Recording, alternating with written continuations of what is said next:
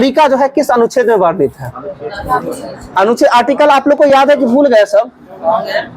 हम सारा याद करवा दिए थे, आर्टिकल लगभग जितना जरूरत का था उतना करवा दिए थे, ठीक है आप लोग के बैच में। अच्छा सबसे पहले ये बता दीजिए, भारत का एक राष्ट्रपति होगा किस आर्टिकल में?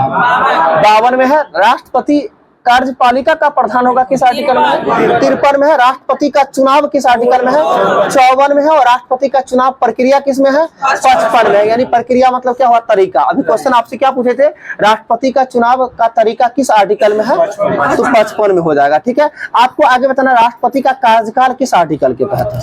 56 के तहत है। राष्ट्रपति का कार्यकाल 56। और राष्ट्रपति का दोबारा निर्वाचन किसके तहत है? 57। राष्ट्रपति का योग्यता किसके अंतर्गत है? 58। और राष्ट्रपति दशा किसके अंतर्गत है? 59। राष्ट्रपति का शपथ 60 और महाभियोग 61। और राष्ट्रपति क्षमादान 72 और राज्यपाल का क्षमादान 161 हो जाएगा, ठीक है। और राष्ट्रपति लोकसभा को भंग कर सकता है किस आर्टिकल के तहत? 85 के तहत भंग कर सकता है। राष्ट्रपति अध्यादेश जारी कर सकता है किसके तहत? 123 के तहत। राष्ट्रपति सुप्रीम कोर्ट से जो है सलाह मशवरा ले सकता है किस आर्टिकल के तहत? 143 के तहत। राष्ट्रपति के द्वारा वित्त आयोग की नियुक्ति की जाती है किस आर्टिकल के तहत? 280 के तहत किया जाता है, ठीक है। तो लगभग राष्ट्रपति से रिलेटेड जो है ना, ये सब में से एक क्वेश्चन रहता ही है हर हाल में, ठीक है। अरे धन विधेयक किस आर्टिकल में है? अनुच्छेद 110 हो जाएगा धन विधेयक, ठीक है। आगे आपको बताना है वित्त विधेयक किसके आर्टिकल के अंतर्गत? 117 हो जाएगा वित्त विधेयक 117। और अभी जस्ट बताए थे एक विनियोग विधेयक बताए थे ना, 114 विनियोग विधेयक हो जाएगा 114। और वार्षिक वित्तीय विवरण किस आर्टिकल में? 112। और इसे किस क्या बोला जाता है? बजट बोला जाता है। बताना क्या संविधान में बजट शब्द का जिक्र है या नहीं? तो बजट शब्द का जिक्र नहीं, इसके स्थान पे क्या है? वार्षिक वित्तीय विवरण है का जिक्र है इसके स्थान पे। आगे आपको बताना है महान्यायवादी जो है किसके प्रसाद पर्यंत जो है पद धारण करता है? तो राष्ट्रपति के प्रसाद पर्यंत जो है पद धारण करता है। और भारत की महान्यायवादी का वेतन कितना है? महान्यायवादी का वेतन कितना है? तो 2.5 लाख हो जाएगा। 2.5 लाख महान्यायवादी का वेतन हो जाएगा, सही है। आगे आपको बताना है महान्यायवादी बनने के लिए जो है उसकी योग्यता क्या होना चाहिए? तो उसको जो है उच्चतम न्यायालय के यानी सुप्रीम कोर्ट के न्यायाधीश बनने की योग्यता होना चाहिए। और जिस व्यक्ति में सुप्रीम कोर्ट के न्यायाधीश बनने की योग्यता होगा उस व्यक्ति को महान्यायवादी बनाया जा सकता है, ठीक है। आगे आपको बताना है महान्यायवादी भारत के किस आर्टिकल के तहत है? तो आर्टिकल 76। और महान्यायवादी को इंग्लिश में कभी कभी लिख देता है भारत के अटॉर्नी जनरल का नियुक्ति किस आर्टिकल में? 76 के तहत होता है, सही है। आगे बताना महान्यायवादी की नियुक्ति कौन करता है? राष्ट्रपति ही करता है। और राष्ट्रपति के प्रसाद पर्यंत पद पे रहता भी है, ठीक है। जब राष्ट्रपति चाहेगा तब हटा सकता है, ठीक है। आगे आपको बताना राज्यपाल की नियुक्ति कौन करता है? राष्ट्रपति ही करता है, ठीक है। आगे आपको बताना है भारत का सर्वप्रथम जो है विधि अधिकारी कौन होता है? भारत का महान्यायवादी जो है भारत का सर्वप्रथम विधि अधिकारी होता है। यानी प्रथम विधि अधिकारी कौन होता है? महान्यायवादी होता है, सही है। आगे आपको बताना है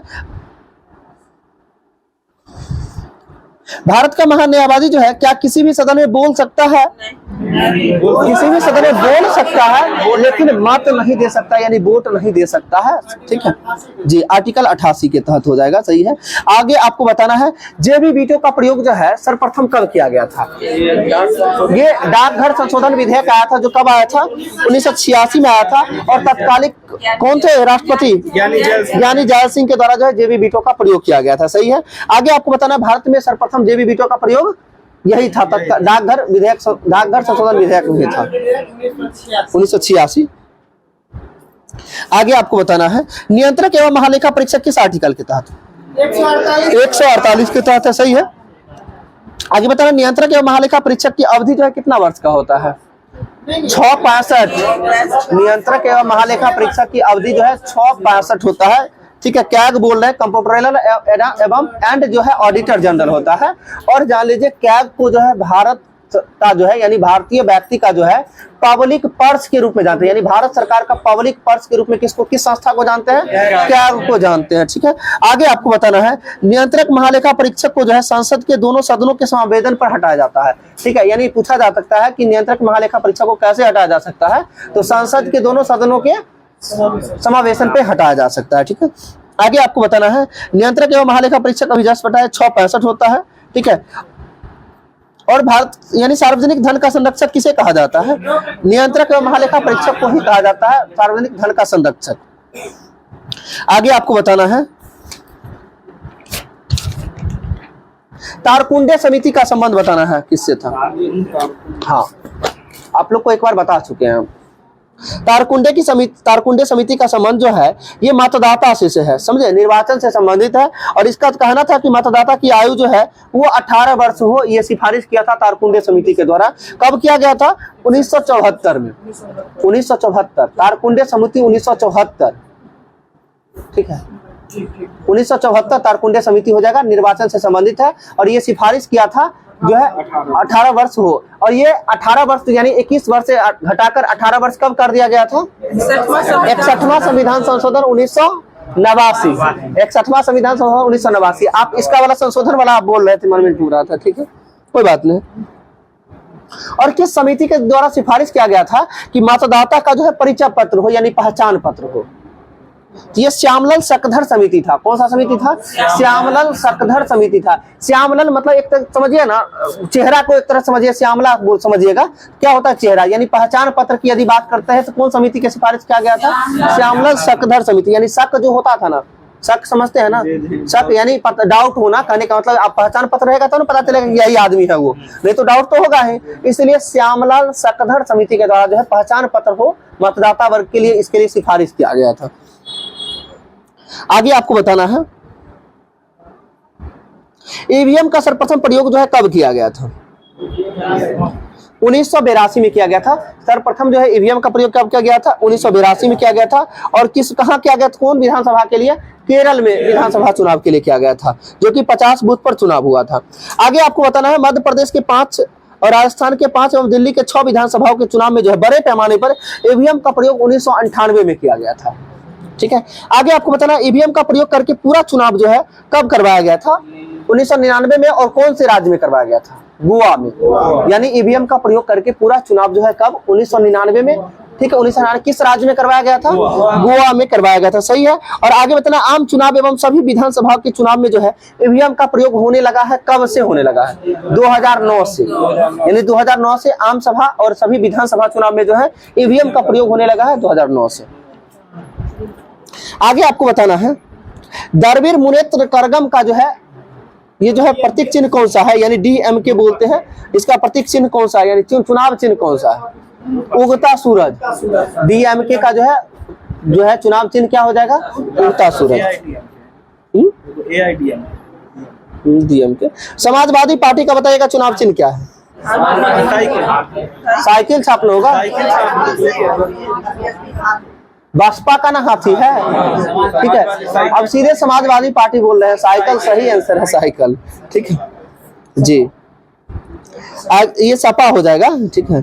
आगे बताना, राष्ट्रीय लोक दल का जो है चुनाव चिन्ह क्या है? तो हैंड पंप सही है, हैंड पंप सही है। आगे बताना, ऑल इंडिया फॉरवर्ड ब्लॉक का जो है चुनाव चिन्ह, ये फॉरवर्ड ब्लॉक तो ये इंपोर्टेंट भी है, थोड़ा सुभाष चंद्र बोस से संबंधित भी है। ऑल इंडिया फॉरवर्ड ब्लॉक का जो है चुनाव चिन्ह क्या हो जाएगा? शेर हो जाएगा, शेर छाप। और ये कहाँ का पार्टी है? पश्चिम बंगाल का पार्टी है, सही है। आगे बताना आपको, ऑल इंडिया एनआर कांग्रेस का चुनाव चिन्ह क्या है? हाँ, ऑल इंडिया एनआर कांग्रेस है, सही है। ऑल इन इसका है जग छाप है, जग छाप है। और ये पुदुचेरी का पार्टी है, ठीक है। ऑल इंडिया एनआर कांग्रेस जो है कहाँ का पार्टी है? पुदुचेरी का है। और चुनाव चिन्ह क्या हो जाएगा? जग छाप हो जाएगा, सही है। आगे आपको बताना है,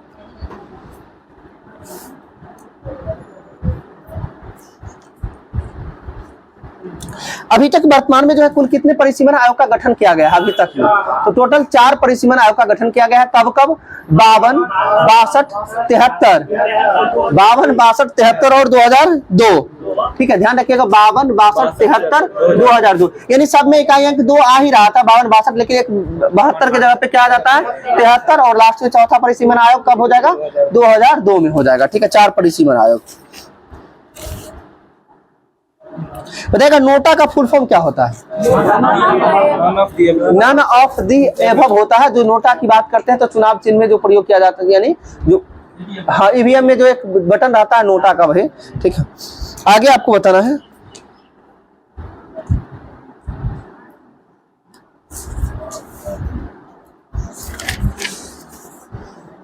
बताइएगा राष्ट्रपति डॉक्टर राजेंद्र प्रसाद के द्वारा जो है सर्वप्रथम राजभाषा आयोग का गठन कब किया गया था? 1955 में ना। राजभाषा आयोग का गठन 1955 में किया गया था। किनके द्वारा किया गया था? डॉक्टर राजेंद्र प्रसाद के द्वारा किया गया था। सही है। आगे आपको बताना है कि इसके अध्यक्ष कौन थे? राजभाषा आयोग के अध्यक्ष बीजी खरे खेर हो जाएंगे ना। बीजी खेर जो यानी खरे हो जाएंगे, राजभाषा आयोग के अध्यक्ष थे। ठीक है। आगे आपको बताना है और खेर ने जो अपना प्रतिवेदन जो है 1956 में राष्ट्रपति के समक्ष प्रस्तुत किया था। यानी राजभाषा आयोग जो है 55 में बना था। अपना यानी जो है प्रस्तुत कब किया गया था इनके द्वारा प्रतिवेदन? 1956 में। आगे आपको बताना है भारतीय संविधान के किस अनुच्छेद में जो है प्रत्येक राज्य विधान मंडल को जो है राजकीय कार्यों के लिए प्रयुक्त होने वाली भाषा चुनने का अधिकार दिया गया है? यानी प्रत्येक राज्य के विधानमंडल में जो है राजभाषा चुनने का अधिकार दिया गया है। किस आर्टिकल के तहत दिया गया है? तो 3, 4, 5 अनुच्छेद 345 के तहत। अनुच्छेद 345 के तहत जो है ये अधिकार दिया गया है कि प्रत्येक राज्य का जो है विधानमंडल में जो है किस भाषा का प्रयोग किया जाएगा वो चुन सकता है। ठीक है।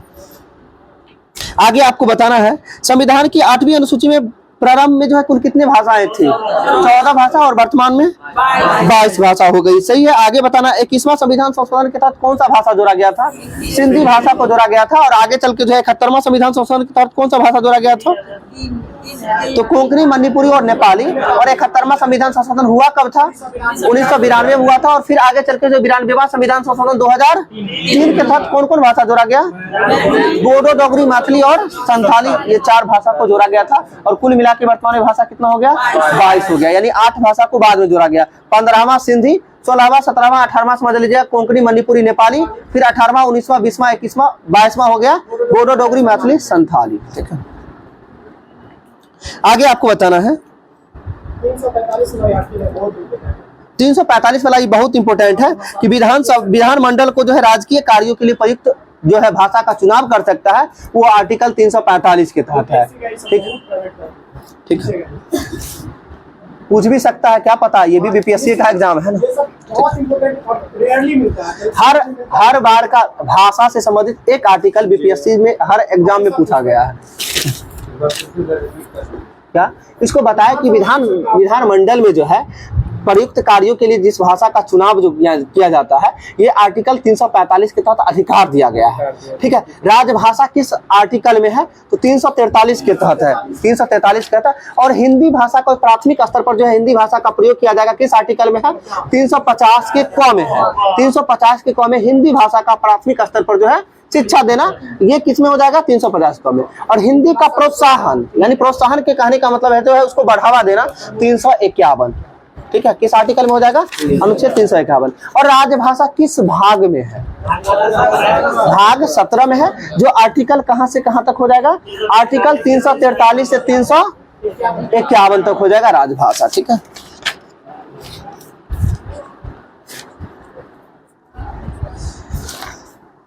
आगे आपको बताना है उच्चतम न्यायालय का जो है स्थापना और गठन किस आर्टिकल के तहत है? उच्चतम न्यायालय 124 ना। सुप्रीम कोर्ट 124 हो जाएगा। सही है। भाग 17 हो जाएगा राजभाषा। ठीक है। भाग 17 राजभाषा। भाग 18 हो जाएगा आपात उपबंध हो जाएगा जो आर्टिकल 352 से 360 तक। संविधान संशोधन किस भाग में है? भाग 20 में हो जाएगा जो आर्टिकल कितना के तहत है? 368 के तहत है संविधान संशोधन। ठीक है। भाग 15 बताइएगा। निर्वाचन भाग 15 में जो आर्टिकल कहां से कहां तक हो जाएगा? 324 से 329 तक हो जाएगा निर्वाचन। ठीक है। आगे आपको बताना है लोकसभा का अध्यक्ष और उपाध्यक्ष किस आर्टिकल के तहत है? लोकसभा का अध्यक्ष और उपाध्यक्ष किस आर्टिकल में? आर्टिकल 93 हो जाएगा। ठीक है। आगे आपको बताना है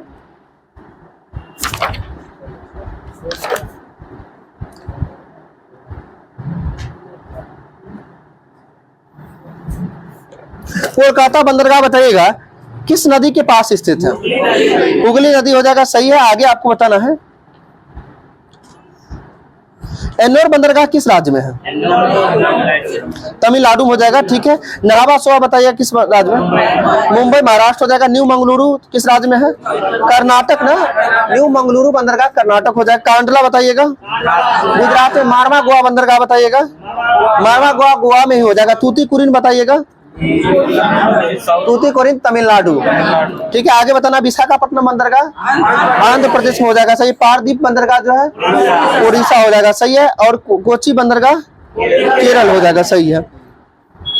आगे बताना काराकोरम दर्रा कहाँ स्थित है? जम्मू कश्मीर में हो जाएगा, यानी लद्दाख क्षेत्र पड़ता है। ठीक है, लद्दाख में जो है काराकोरम श्रेणियों में स्थित है।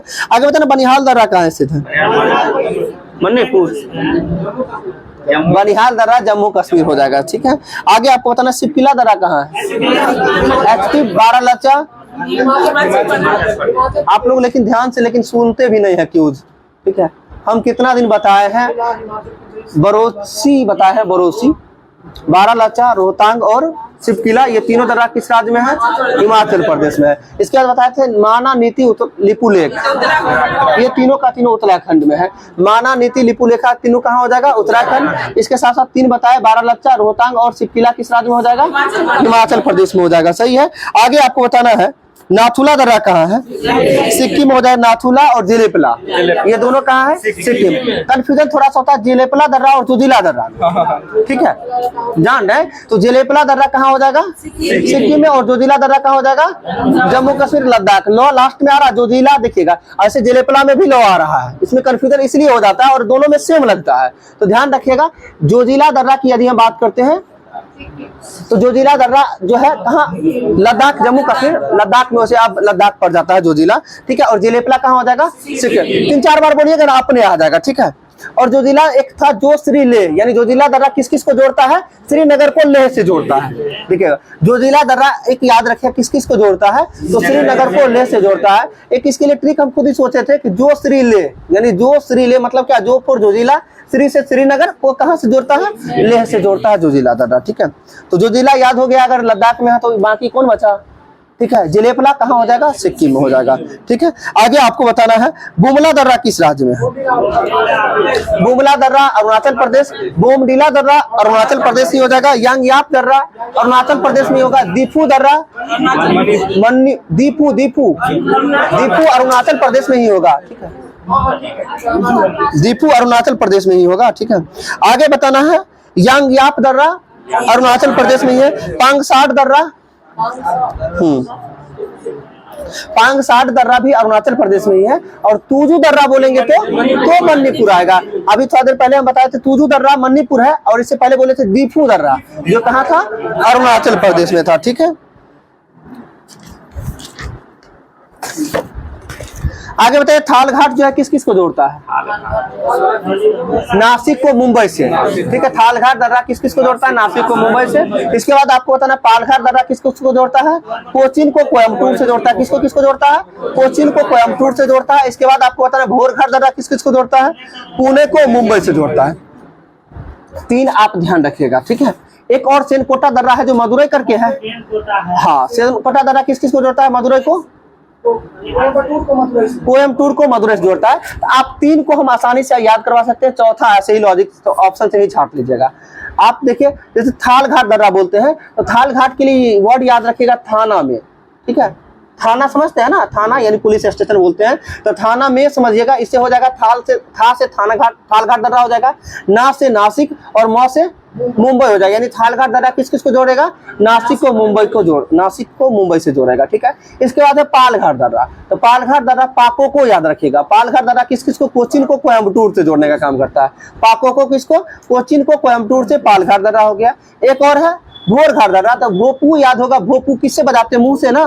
भोपू किससे बजाते हैं? मुंह से। तो भोपू मुंह याद रखिएगा। भो से हो जाएगा भोरघाट दर्रा, पू से पुणे, मुंह से मुंबई, यानी भोरघाट दर्रा किस किस को जोड़ेगा? पुणे को मुंबई से जोड़ेगा। ये 3 ध्यान रखिएगा। ठीक है, इसके बाद सेनकोटा एक बच जाता है जो मदुरई को कोयम्बटूर से जोड़ता है, सेनकोटा। आगे इसमें आपको बताना है NW भारत में टोटल नेशनल वाटर जलमार्ग की संख्या कितना है? 111। टोटल 111 है, जिसमें 6 प्रमुख है जिसको याद करना जरूरी होता है, एग्जाम में पूछा जाता है। तो NW1 कहाँ से कहाँ तक है? इलाहाबाद से हल्दिया। NW2 कहाँ से है? सदिया से धुबरी पट्टी। NW3 बताना है कोल्लम से कोट्टापुरम। ठीक है, NW4 बताइएगा। काकीनाडा से मरक्कानम। NW5 बताइएगा। तलचर से धमरा, NW6 बताइएगा, लखीमपुर से भांगा। देखिए अभी तक सभी लोग को याद नहीं था, आज के बाद याद होना चाहिए सभी लोग का, ठीक है। बताते हैं, याद रखिएगा, ई साधु कुक्को काम, तलचर से धमरा, लखीमपुर से भांगा, ठीक है, लिखवा दे रहे हैं। ई साधु कुक्को काम, एक तरह से मंत्र की तरह याद रखिए ना, ई साधु कुक्को काम, तलचर से धमरा, लखीमपुर से भांगा, 6 का नाम आ गया इसमें, ठीक है। लिखिए ई साधु अलग करके लिखिएगा, साधु कुक्को काम, तलचर से धमरा, लखीमपुर से भांगा, लखीमपुर से भांगा, ठीक है। तलचर से धमरा, तलचर से धमरा, लखीमपुर से भांगा, ठीक है। हाँ, लखीमपुर से भांगा। ई साधु कोको काम, तलचर से धमरा, लखीमपुर से भांगा। इसको ऐसे ही ल में याद रखना है, ई नहीं सोचिएगा कि 1-2 को रखेंगे हो जाएगा, ऐसे नहीं होता है। ई से हो जाएगा ई फॉर इलाहाबाद, ह से हल्दिया, इलाहाबाद से हल्दिया, NW1 हो जाएगा, ठीक है। साधु से 100 से सदिया, धू से धुबरी पट्टी, तो NW2 हो जाएगा। साधु कोक्को, तो को से कोल्लम से आगे हो जाएगा कोट्टापुरम, कोल्लम से कोट्टापुरम हो जाएगा कोक्का काम, ठीक है। कोक्का काम, कोको हो जाएगा आगे, काम से काकीनारा से मरक्का नाम, का से काकीनारा, मौ से मरक्का नाम, ठीक है। आगे फिर तो तलचर से धमरा, लखीमपुर से भांगा, 6 का 6 क्लियर। हाँ लखीमपुर, क्या साधु सदिया से धुबरी पट्टी,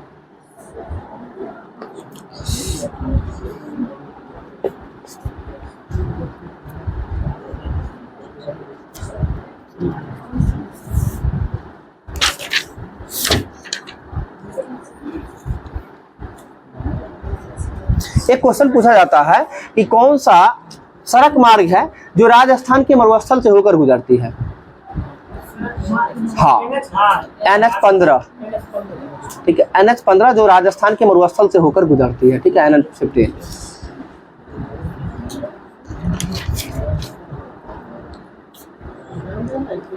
क्या हुआ?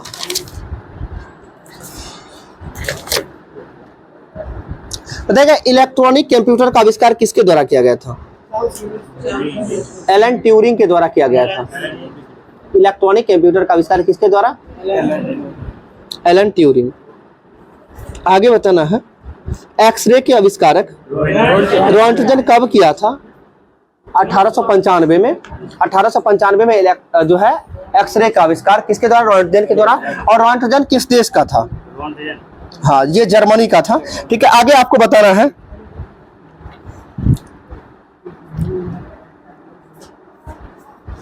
पेंडुलम घड़ी का आविष्कार किसके द्वारा किया गया था? पेंडुलम घड़ी का आविष्कार किसके द्वारा? क्रिश्चियन हाइगेंस के द्वारा किया गया था। पेंडुलम घड़ी का आविष्कार किसके द्वारा? क्रिश्चियन हाइगेंस के द्वारा किया गया था, सही है। आगे बताना है, चश्मा का आविष्कार जो है किसके द्वारा किया गया था? चश्मा का आविष्कार 1289 में किया गया था। किसके द्वारा किया गया था? वेनिस के द्वारा किया गया था, वेनिस के द्वारा चश्मा का आविष्कार, ठीक है। आगे आपको बताना है,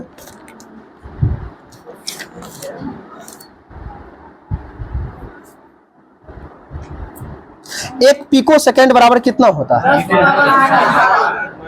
एक पिको सेकेंड बराबर 10 का पावर -12 होता है, ठीक है। एक मिली सेकेंड 10 का पावर -3 हो जाएगा। इसमें भी बहुत लोग को दिक्कत होगा, ये जान लीजिए, ठीक है। मिली, माइक्रो, नैनो और पिको, ठीक है। मिली, माइक्रो, नैनो, पिको, ऐसे ध्यान रखिएगा। मिली कितना हो जाएगा? -3, माइक्रो कितना हो जाएगा? -6, और नैनो कितना हो जाएगा? -9, और पिको कितना हो जाएगा? -12, और फेम्टो कितना हो जाएगा? -15 हो जाएगा, ठीक है। फेम्टो 15, ठीक है। हाँ ठीक है, हाँ, जो वो लास्ट में वो लग रहा है माइनस में चल जाइएगा, ठीक है। बताइए, भाभा एटॉमिक रिसर्च सेंटर कहाँ स्थित है? मुंबई, महाराष्ट्र में स्थित है, सही है। आगे आपको बताना, सेंट्रल टोबैको रिसर्च इंस्टीट्यूट कहाँ स्थित है? राजमुंद्री कहाँ पड़ता है? ये आंध्र प्रदेश में पड़ता है, सही है। रिएक्टर रिसर्च सेंटर कहाँ स्थित है? रिएक्टर रिसर्च सेंटर स्थित कलपक्कम, और कलपक्कम कहाँ है? तमिलनाडु में, सही है। हाई एल्टीट्यूड रिसर्च लेबोरेटरी कहाँ स्थित है? ये गुलमर्ग कहाँ पड़ता है? ये गुलमर्ग जम्मू कश्मीर की हिमाचल में है। एक तो गुलबर्गा है, वो कर्नाटक में। गुलबर्गा कर्नाटक में, लेकिन गुलमर्ग J&K में होना चाहिए। हाई एल्टीट्यूड रिसर्च लेबोरेटरी कहाँ हो जाएगा? जम्मू कश्मीर, जो कि गुलमर्ग हो जाएगा। ठीक है, आगे आपको बताना केंद्रीय सड़क अनुसंधान संस्थान कहाँ स्थित है? केंद्रीय सड़क अनुसंधान संस्थान नई दिल्ली हो जाएगा। केंद्रीय खान ब्यूरो कहाँ हो जाएगा? खान धनबाद में हो जाएगा, झारखंड। खान अनुसंधान संस्थान कहाँ है? धनबाद में है, सही है। राष्ट्रीय वनस्पति अनुसंधान लखनऊ, राष्ट्रीय वनस्पति अनुसंधान संस्थान ये लखनऊ हो जाएगा। ठीक है, और देहरादून में क्या है? वन संरक्षण संस्थान हो जाएगा, देहरादून में हो जाएगा, सही है। आगे बताना केंद्रीय औषधि अनुसंधान संस्थान लखनऊ हो जाएगा। केंद्रीय भवन अनुसंधान संस्थान रुड़की हो जाएगा। ठीक है, राष्ट्रीय रसायन प्रयोगशाला पुणे हो जाएगा। केंद्रीय जल एवं विद्युत अनुसंधान केंद्र खड़गवासला हो जाएगा। केंद्रीय जल एवं विद्युत अनुसंधान केंद्र जो हो जाएगा ये खड़गवासला हो जाएगा। ठीक है, आगे बताइए नेशनल डेयरी रिसर्च इंस्टीट्यूट कहाँ स्थित है? करनाल, हरियाणा में हो जाएगा, करनाल में। ठीक है,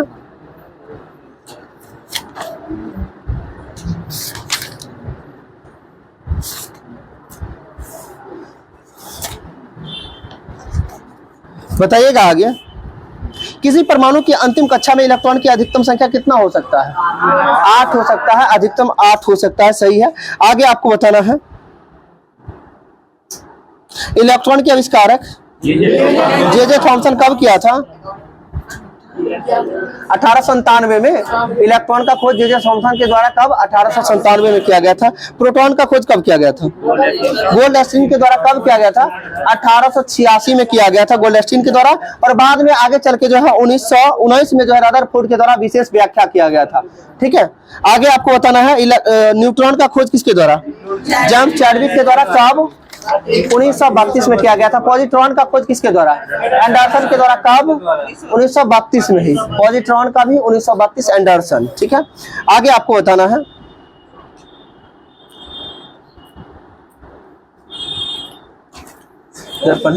छोड़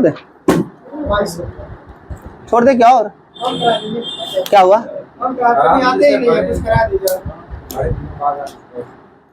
लाई दर्पण लाइए तो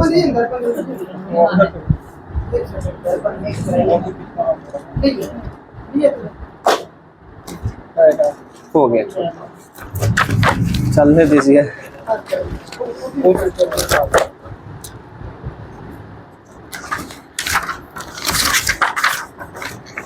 बताइएगा हरियाणा के किस स्थान से जो है हड़प्पा कालीन मिट्टी के बने हल का साक्ष्य मिला है?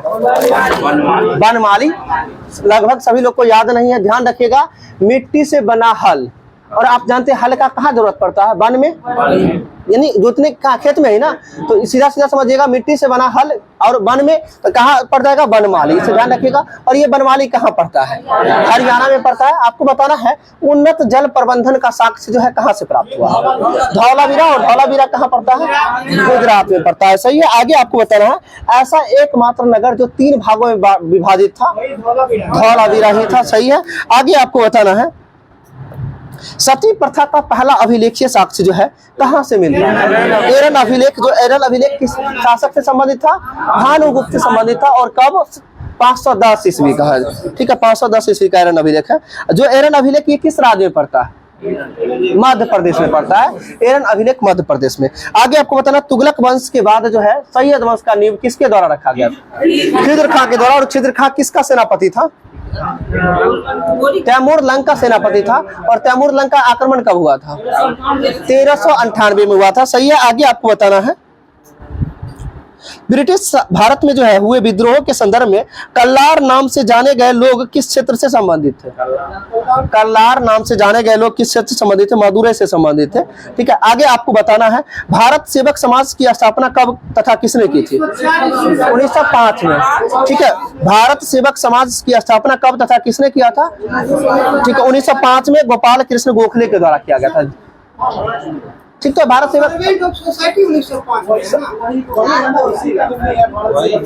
सेवक मतलब क्या होता है? सेवक यानी सर्वेंट यानी नौकर। ठीक है, भारत सेवक समाज की स्थापना 1905 में जो है गोपाल कृष्ण गोखले। और बताते हैं श्याम जी कृष्ण वर्मा के द्वारा 1905 में जो है लंदन में क्या स्थापित किया गया था? 1905 में ये श्यामजी कृष्ण वर्मा के द्वारा वर्मा के द्वारा इंडियन होम रूल सोसाइटी का स्थापना 1905 में जो है वो भी किया गया था। और 1905 में अभी बताया आप सभी को भारत सेवक समाज की स्थापना जी.के. गोखले के द्वारा। आगे बताना है कांग्रेस ने किस गोलमेज सम्मेलन में भाग लिया था? दूसरे गोलमेज सम्मेलन में भाग लिया था, ठीक है। और दूसरे गोलमेज सम्मेलन में कांग्रेस के प्रतिनिधि के रूप में कौन भाग लिए थे? महात्मा गांधी। और महात्मा गांधी किस जहाज से गए थे यहाँ से? SS राजपूताना। और उसी में जो है महात्मा गांधी को किसके द्वारा जो है अर्धनग्न फकीर के रूप में कहा गया था? विंस्टन चर्चिल और फ्रैंक मोरे के द्वारा, फ्रैंक मोरिस के द्वारा जो है कहा गया था अर्धनग्न फकीर। आगे आपको बताना है तीनों गोलमेज सम्मेलन, यानी टोटल तीन गो गोलमेज सम्मेलन हुआ था। और तीनों गोलमेज सम्मेलन की यदि हम बात करें, प्रथम गोलमेज सम्मेलन किस तिथि को प्रारंभ हुआ था? ठीक है, तो ध्यान रखिएगा 12/7/17, ठीक है। जिस भाषा में बता रहे हैं 12/7/17, इस बात का मतलब पहला और अंतिम वाला नवंबर में है, बीच वाला 7 है, 7 तारीख, यानी 100 से 7, 100 से सितंबर। तो यानी 12 नवंबर 1930 को पहला गोलमेज सम्मेलन, 7 सितंबर 1931 को दूसरा गोलमेज सम्मेलन और 17 नवंबर 1932 को तीसरा गोलमेज सम्मेलन हो जाएगा, ठीक है। और तीनों गोलमेज सम्मेलन में भाग लेने वाले भारतीय व्यक्ति BR अम्बेडकर हो जाएंगे, भीमराव अम्बेडकर, ठीक है। और आगे आपको बताना है रामजे मैकडोनाल्ड के द्वारा जो है सांप्रदायिक पंचायत की घोषणा किस तिथि को हुआ था? सांप्रदायिक पंचायत की घोषणा किस तिथि को हुआ था? 1932 में हुआ था, जो कि डेट की यदि हम बात करते हैं 16 अगस्त 1932। 16 अगस्त 1932, 8 दूना 16 दूना 32, ठीक है। यानी 16 अगस्त की बात करते हैं, अगस्त 8वां महीना होता है ना, तो 16 अगस्त 1932, यानी 20 से पकड़ेंगे 8 दूना 16 अदूना 32, यानी 16 अगस्त 1932 को जो है सांप्रदायिक पंचायत की घोषणा। और आगे चल के जो है इसको वापस लेने का काम जो है, यानी इसके लेने के लिए जो है क्या किया गया था? पूना पैक्ट, जो कि BR अम्बेडकर और किनके बीच हुआ था? महात्मा गांधी के बीच। किस जेल में हुआ था? यरवदा जेल में हुआ था। यरवदा जेल में गांधी और अम्बेडकर के बीच पैक्ट, पूना पैक्ट कब हुआ था? तो 24 सितंबर 1932 को हुआ था। कब हुआ था? 24 सितंबर 1932 को। ये ध्यान रखना, सीधा सीधा 24 सितंबर चला गया। 16 में 8 जोड़ते कितना होता है? 24 न होता है, 16 8 24। तो ध्यान रखिएगा 24 सितंबर अगला मंथ चल जाता है, यानी 24 सितंबर 1932, ठीक है। आगे आपको बताना है समेकित निधि पर जो है प्रभारित व्यय को बढ़ाने का शक्ति किसके पास होता है? सांसद के पास होता है, सही है। आगे बताना संविधान सभा की रचना लगभग जो है किस योजना के अनुसार हुई थी? कैबिनेट मिशन ना, माउंटबेटन प्लान के तहत में भारत को आजादी मिला था, ठीक है। भारत विभाजन हुआ था माउंटबेटन प्लान के तहत, ठीक है। क्या? और संविधान सभा की बात कर रही है, संविधान का निर्माण जो है ये कैबिनेट मिशन हो जाएगा। और कैबिनेट मिशन का भारत आगमन कब हुआ था? 1946 में हुआ था। कैबिनेट मिशन का आगमन भारत जो है 24 मार्च 1946 को। और इसी के साथ साथ एक क्रिप्स मिशन है, क्रिप्स प्रस्ताव बोलते हैं, वो कब आया था? 1942 में आया था। डेट की बात करें तो 23 मार्च 1942। ध्यान रखिएगा 23 मार्च को क्रिप्स मिशन, 24 मार्च को कैबिनेट मिशन, ठीक है। दोनों ध्यान रखिएगा, मार्च मंथ ही है। जो पहले है आया है वो पहले एक दिन पहले है, जो बाद आया एक दिन बाद है, ठीक है। आगे आपको बताना है संविधान का कौन सा अनुच्छेद साफ साफ कहता है कि आरक्षण जैसी नीति को समानता के अधिकार का उल्लंघन के रूप में नहीं देखा जा सकता है? अनुच्छेद 16 का 4 में ये बात कहा गया है कि जो है आरक्षण जैसी बात को जो है नहीं देखा जा सकता है। कहने का मतलब किस आर्टिकल के तहत? 16 के 4 के तहत। और वैसे भी अनुच्छेद 16 में सभी लोग को पता है कि लोक नियोजन के विषय में अवसर की समानता, यानी सभी को समान अवसर की बात की गई है अनुच्छेद 16 में। आगे बताना है अल्पसंख्यकों को अपनी शिक्षण संस्थाएं खोलने का अधिकार किस आर्टिकल के तहत है? आर्टिकल 30 के तहत है। अल्पसंख्यक वर्गों का हितों का संरक्षण आर्टिकल 29, और अल्पसंख्यक के लिए जो है शिक्षण संस्थान का स्थापना कर सकता है वो आर्टिकल 30 हो जाएगा, सही है। आगे आपको बताना है राज्य विधान परिषद की संरचना से जुड़ा प्रावधान भारतीय संविधान के किस अनुच्छेद में रखा गया है? 171। राज्य विधान परिषदों की संरचना से जुड़ा प्रावधान भारतीय संविधान के किस अनुच्छेद में? 171 में हो जाएगा विधान परिषद संरचना। आप सभी को बताना है वर्तमान में विधान परिषद कुल कितने राज्यों में है? कितना दिन बताए हैं? 6 राज्य में है। कौन कौन? सभी लोग को याद होना चाहिए, दो को करके याद भी करवाए थे।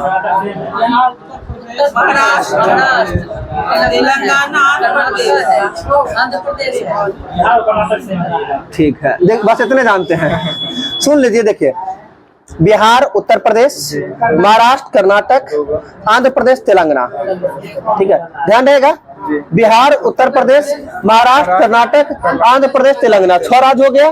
6 में संख्या भी बताए थे। बिहार में 75, उत्तर प्रदेश में 199 भी देता है कहीं कहीं, 100 लेके चलिए। इसके बाद महाराष्ट्र में 78, कर्नाटक में 75, आंध्र प्रदेश में 58 और तेलंगाना में 40, यानी 6 राज्य में विधान परिषद है। आज के लिए इतना ही, आगे अगले क्लास में।